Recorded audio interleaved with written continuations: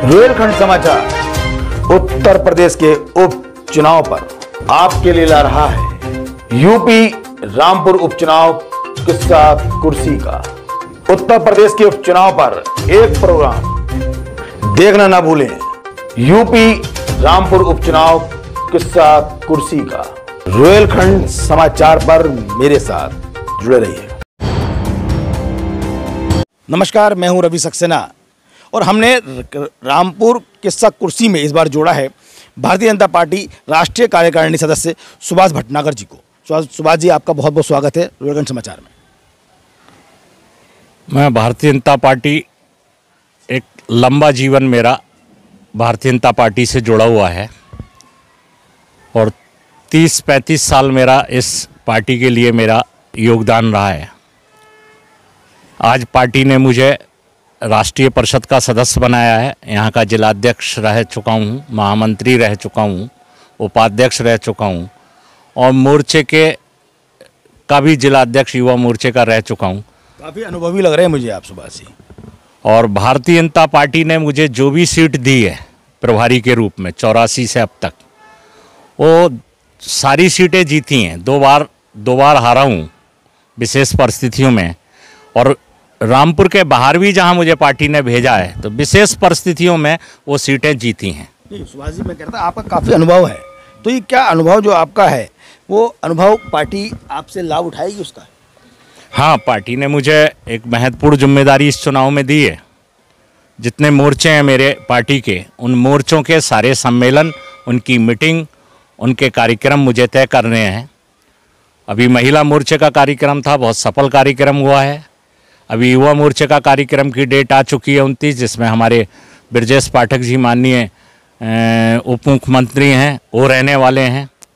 Bharatiya Janata party का मेरा अभी एक पिछड़ा मोर्चे का कार्यक्रम होने जा रहा है, जिसकी 28 तारीख फाइनल हो गई है।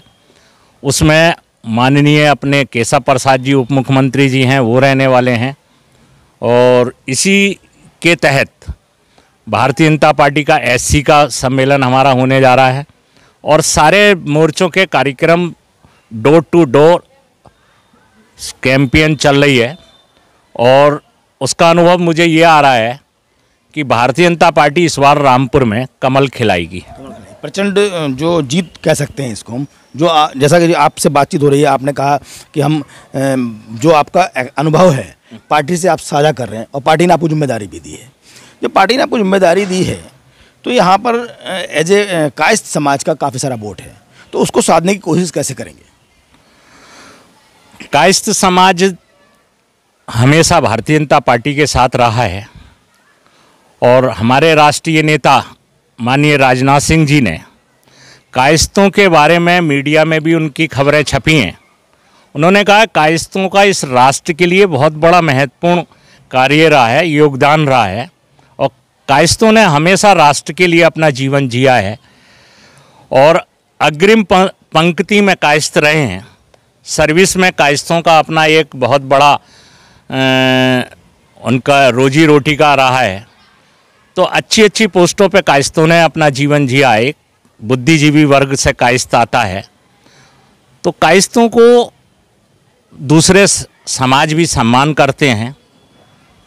वो ठीक है, कायस्थ संख्या में कम हो सकते हैं, लेकिन बड़े बड़े समाज का नेतृत्व हमेशा कायस्थों ने किया है।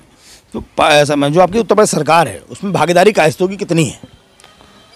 उत्तर प्रदेश सरकार में हमारे अभी उत्तर प्रदेश सरकार में एक मंत्री हैं अरुण सक्सेना जी।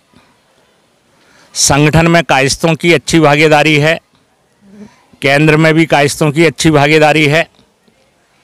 तो ऐसा नहीं है, कायस्थों का भारतीय जनता पार्टी ने सम्मान दिया है। भाजपा की क्या रणनीति है आजम खान के किले को भेदने के लिए? क्या भाजपा ने रणनीति बनाई, कैसे भेदेंगे आप लोग? आकाश सक्सेना जी आजम खान से इतनी बड़ी लड़ाई लड़ सकते हैं, जो राष्ट्र नहीं विदेशों में भी उसका नाम था, और वो व्यक्ति को आज धराशायी किया है एक कायस्थ ने।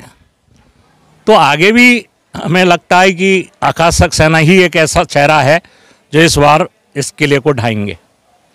मतलब मान लीजिए कि एक कायस्थ फिर आगे बढ़ के आया और उसने एक आजम का किला ढाने का संकल्प कर लिया, अगर मैं आपकी मान लूँ तो? बिल्कुल एकदम। इस बार आकाश जी इस सीट को जीतने जा रहे हैं और मेरा एक अनुभव है राजनीति में कि जो सीटें हमने जीती हैं उसको मैंने बोल दिया है कि हम जीतने जा रहे हैं, तो वो जीती भी हैं। अभी मैं पिछले समय लोकसभा के चुनाव का इंचार्ज था और काफ़ी लोग मान रहे थे कि आप लोकसभा नहीं जीतेंगे, लेकिन मैंने शुरू से लेकर आखिरी तक एक ही बात कही, हम ये सीट जीत रहे हैं, जीत रहे हैं, जीत रहे हैं। और मैंने कहा ये सीट हम 50,000 से जीत रहे हैं, जो हमने 42,500 से सीट जीती। अब मैं आपसे घोषणा पूछना चाह रहा था कि अब आकाश जी के लिए क्या घोषणा कर रहे हैं? आकाश जी इस सीट को जीत रहे हैं और लमसम हम 50 के आसपास इस सीट को जीतेंगे। 50 से। जो मुसलमान समुदाय के लोग आ रहे हैं आपके पार्टी में, उन पर आप कितना भरोसा कर रही है भारतीय जनता पार्टी? मुसलमान हमारे साथ जुड़ा है और पहले भी जुड़ा रहा है और हमेशा मुसलमानों को भारतीय जनता पार्टी ने मुख्य धारा से जोड़ने की बात कही है और अब उनकी समझ में आने लगा कि वाकई भारतीय जनता पार्टी बिना भेदभाव के काम कर रही है। जो सरकार की योजना है माननीय योगी जी और मोदी जी की, वो योजनाएं बिना भेदभाव के सरकार ने दी हैं। उस योजनाओं का जो उन्होंने प्रैक्टिकल देखा है तो मुसलमान को लगने लगा, विश्वास होने लगा कि भारतीय जनता पार्टी देश की एक अच्छी पार्टी है, सबको साथ लेकर चलने की बात करती है। और जो माननीय मोदी जी ने नारा दिया, सबका साथ, सबका विकास, सबका विश्वास, तो हम लोग भी सब पे विश्वास करते हैं और मुसलमानों पे हमने विश्वास किया है और मुझे लगता है कि मुसलमान इस बार हमारे विश्वास पर खरा उतरेगा। एक बात साफ है कि अभी भारतीय जनता पार्टी के राष्ट्रीय कार्यकारिणी के सदस्य सुभाष भटनागर ने एक बार फिर कहा है कि हमें मुसलमान समुदाय पे पूरा भरोसा है। नमस्कार, मैं हूं रवि सक्सेना। अगर आपको मेरी ये वीडियो अच्छी लगी हो तो आप सब्सक्राइब और लाइक जरूर कीजिएगा और हाँ, हमें सब्सक्राइब और फॉलो करना ना भूलें ताकि आपसे कोई नया अपडेट छूट ना पाए। जी हाँ, आप ध्यान रखें, हमारे साथ जुड़े रहिएगा रुहेलखंड समाचार पर और ये बेल आइकन को जरूर दबाते रखिए।